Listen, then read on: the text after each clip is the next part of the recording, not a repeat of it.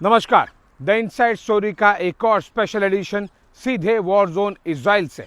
मैं इस समय खड़ा हूं इजराइल गाजा बॉर्डर पर। 2 हफ्तों से चल रही इजराइल हमास जंग में जिस बात का डर था वही आखिरकार हो गया। इजराइल के खिलाफ पड़ोस से एक और फ्रंट खुल गया है और वो मोर्चा खोला है यमन के आतंकी संगठन हूती ने। ईरान समर्थित इस टेरर ग्रुप ने मिसाइल अटैक किया और अहम बात यह है कि अमेरिका की भी इस जंग में सीधी एंट्री हो गई है, जिसके समुद्र पर खड़े बड़े जंगी बेड़े ने हूती का हमला नाकाम कर दिया। तो क्या इजराइल पर यह चौतरफा अटैक पूरे मिडिल ईस्ट को झुलसाने वाला है? आखिर ईरान का इजराइल के खिलाफ क्या है 3H प्लान? देखिए हमारे इस एक्सक्लूसिव रिपोर्ट में।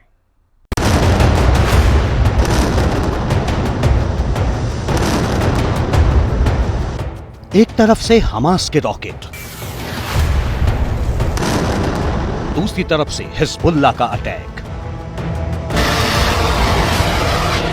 तीसरी तरफ से हूती आतंकियों के मिसाइल।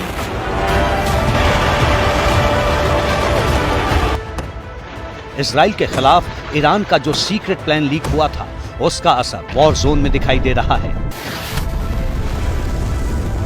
इसमें सबसे नई एंट्री हुई है ईरान समर्थित यमन के हूती आतंकियों की,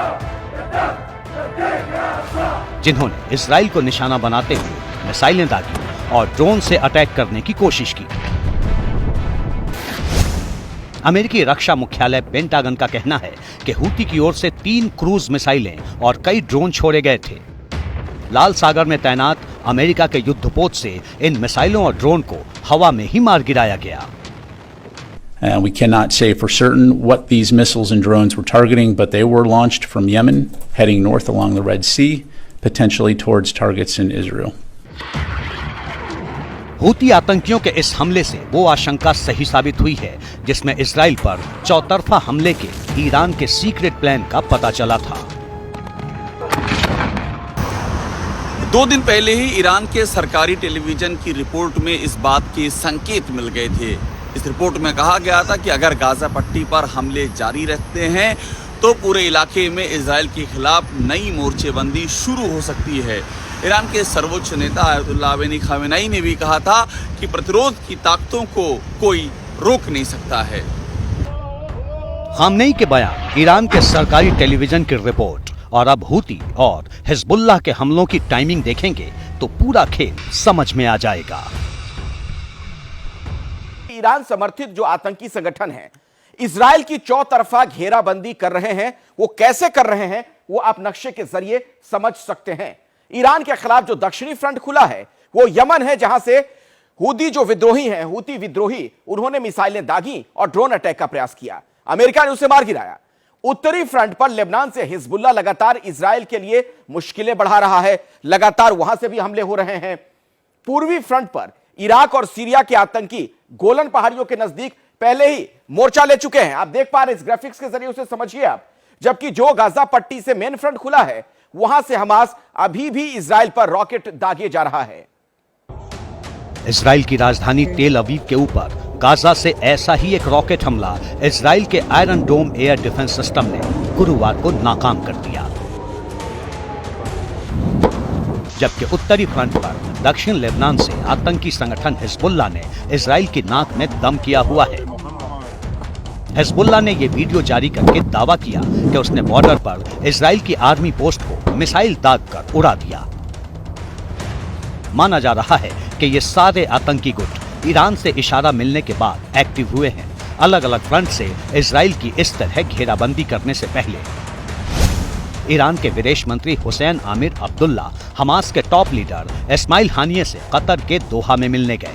उसके बाद वो हिजबुल्लाह के लीडर हसन नसरुल्लाह से बेरूत में मिले, जबकि सीरिया के राष्ट्रपति बशर अल असद से दमिश्क में मुलाकात कर लौटे।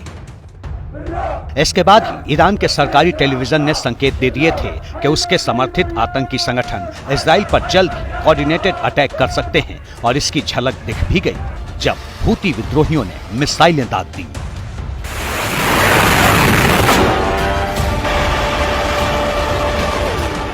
जानकारों का मानना है कि ईरान के पाले पोसे इन आतंकी संगठनों की सामूहिक ताकत इजराइल के लिए चिंता की बात हो सकती है। हमास फिलिस्तीन की गाजा पट्टी में सक्रिय है, आतंकी संगठन हिजबुल्लाह लेबनान में एक्टिव है, जबकि हुती आतंकी यमन से ऑपरेट करते हैं। हमास के पास करीब 25,000 आतंकी हैं। हिजबुल्लाह के आतंकियों की संख्या 60,000 से भी ज्यादा है। वहीं हुती आतंकियों की अनुमानित संख्या भी 1 लाख से ज्यादा मानी जा रही है। हमास के पास मोर्टार, मिसाइलें और रॉकेट हैं। हिजबुल्लाह के पास 1.5 लाख से ज्यादा मिसाइलों का जखीरा है। हुती आतंकियों के पास 1200 मील से भी ज्यादा दूरी तक मार करने वाली मिसाइलें हैं।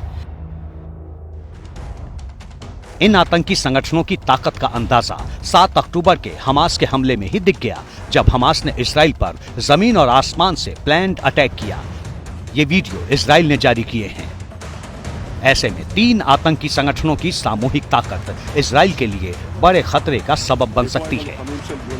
हमलों की तीव्रता बढ़ती देखकर इजराइल के प्रधानमंत्री बेंजामिन नेतन्याहू गाजा बॉर्डर पर तैनात जवानों का हौसला बढ़ाने उनके बीच पहुंचे।